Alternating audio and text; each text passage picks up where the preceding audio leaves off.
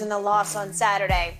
Then last night, the Clippers did indeed get a win, this time over the Blazers, despite Westbrook having 4 more turnovers and shooting 1 of 5 in the fourth. He played 10 minutes. The Clippers contained Damian Lillard. Dame only shot 4 of 17 in the game. Shannon, we'll start with you. Will the Clippers figure out how to win with Russ in ways the Lakers couldn't? What you mean the Lakers couldn't? So could the Wizards win with it? Could the Rockets win with it? Could OKC win with it? So they make it seem like only the Lakers didn't find a way to win with Russ. What about the other teams that he's been on? Have they found ways to win with him?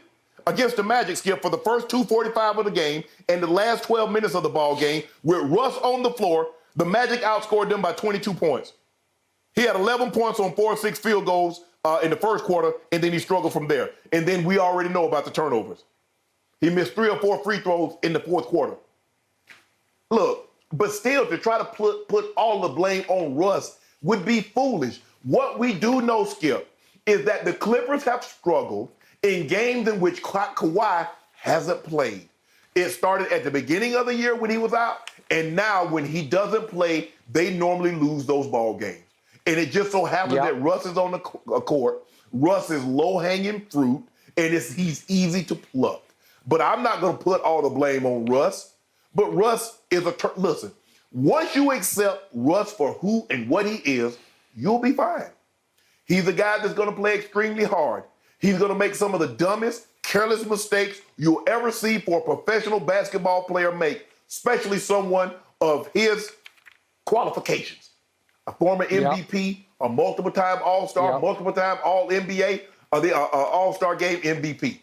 But his recklessness, his carelessness with the basketball makes you think, how was this man able to accomplish great thing that he's accomplished with the hands that he possessed? I don't know. But I'm not going to sit here and place all the blame on Russ. It's always going to be a problem to find ways to win with Russ because he's inefficient, he's turnover prone, and he's not the best defender. So late in ball games, Skip, a lot of times, what will he do? Make a crucial mistake on offense that will cost you, or he'll have a lapse on defense that will in turn cost you. But this has more to do with Kawhi not playing than Russ' failures or inadequacies. But Russ hasn't played well. And Skip, you remember the other night when D-Lo struggled against the Mavericks, Russ's brother liked the tweet. You see how karma worked? And what happened the next night? You see how sometimes karma, it takes you years for you to get your comeuppance. Sometimes karma is like Amazon Prime. It'll deliver it to you the next day. And if it's close by and you really need it, they'll give it to you the same day. He liked that tweet, and the next night, what happened? 6 turnovers and played horrible. Mm-hmm. Thank you for pointing that out. Back to your first point.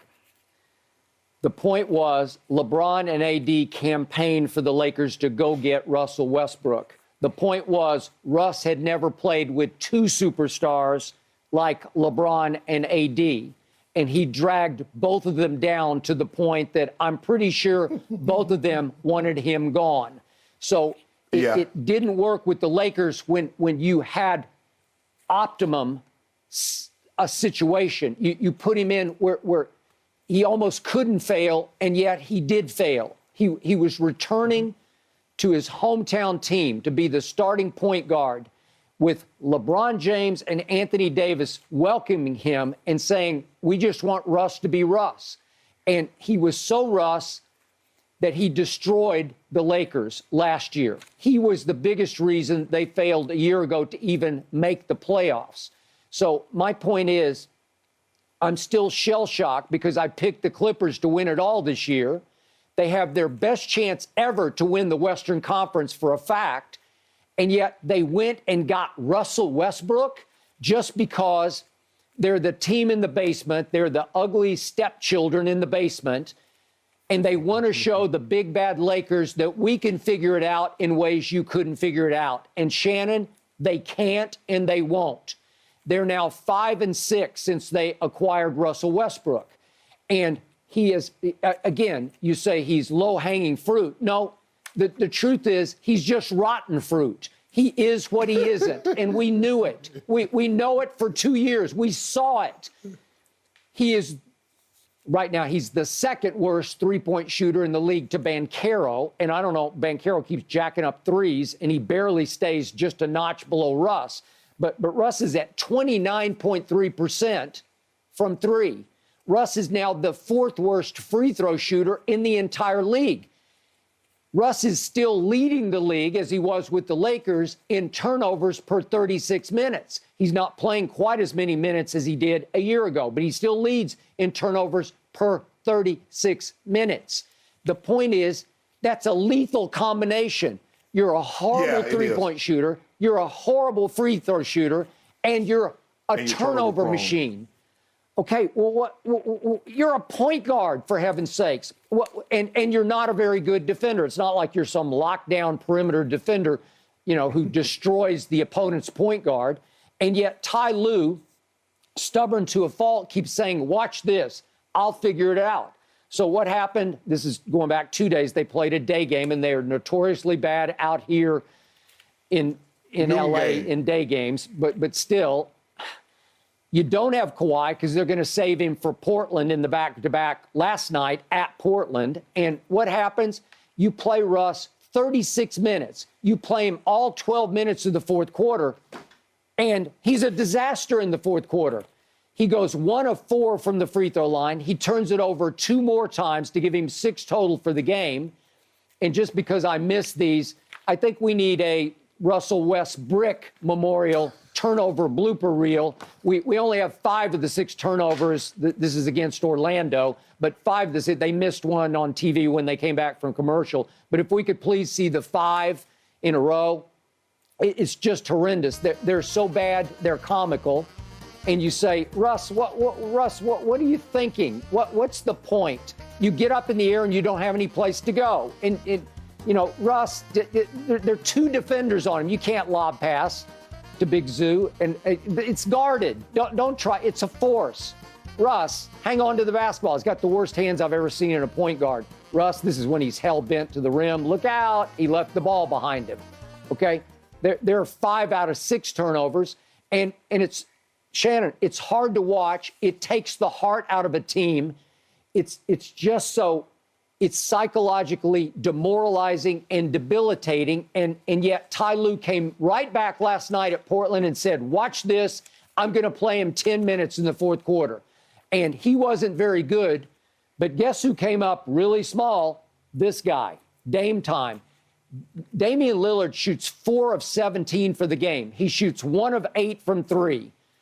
In the fourth quarter, he was so bad, he just said, I'm not going to shoot anymore. He made 1 shot out of 3 attempts, and it was mostly because of Dame that the Clippers survived at Portland, because Dame didn't take advantage of a Clippers team that was probably reeling on the back-to-back, having lost to the same Orlando team that Hillbilly Kobe beat last night in Los Angeles. So to me, it's going to still come down to Russ, because Ty Lue, I told you last week, at least there were times in the fourth quarter he just sit him. But you can't sit Russ because he's a wave maker. He's a big personality in the locker room, and he's going to cause too many problems internally if you don't play him. So last night, he plays Eric Gordon alongside Russ in the fourth quarter, and he got away with it. Eric Gordon's better than Russ, and he should be the point guard as the backup to the second-team point guard. But the point is, they got away with it last night because Dame disappeared. So, again, I'm not bashing Russ. I'm just telling the truth. I first guessed this, that they're going to lose because of Russell Westbrook. They're going to blow it this year because they added Russell Westbrook. Skip, you know what it looks like to me, because you remember when he was in OKC and he started this run of triple-doubles? He was so athletic, he could finish over the top of people. And then when people would try to challenge him, he would drop it off to Steven Adams. Now it seems like everybody's like, you're not that athletic. You really can't finish over the top. So we're going to play you to drop this ball off. And every time that he tries to drop it off, they take it. So they're playing him because they're like, nah, Russ, you're not that same athletic guy that could elevate and finish over the top of everyone. So we're going to play you for the drop-off, and they get at least 2 turnovers a game because he's trying to drop it off to either Zubas or their big down low. Okay. So my last point is Paul George, the biggest defender of Russ, because Paul George had his best year alongside Russ in Oklahoma City. Paul George said after the game, I'm not worried about Russ's shooting. He just does so much other stuff that I don't care. He plays hard, and that's a guy I want to roll with. That's what they all think. That's what LeBron and AD thought last year. The joke is going to be on PG when it comes to playoff time, because he's not going to be playoff P. Skip, where we heard this? We've heard this for 5 years. That's the same exact same they said about Ben Simmons. We don't care if he shoots. Who cares if he shoots? He does so many other things well. We don't need him to shoot. What did that get Philly? What has that got in Brooklyn? Okay, keep on thinking you can have a guy on the court that doesn't need to shoot, and you see what it'll get you. Well, but Russ keeps trying to shoot, and Ben quit shooting. So I'll take quit shooting over trying to shoot. Right now, the Clippers sitting in 5th, guys, sandwiched between the Suns and the Mavericks. When we come back after this break, let's move over to the East Coast and talk about the potential impact of Michael Jordan selling the Hornets. Let's get Skip and Shannon's take right after this break.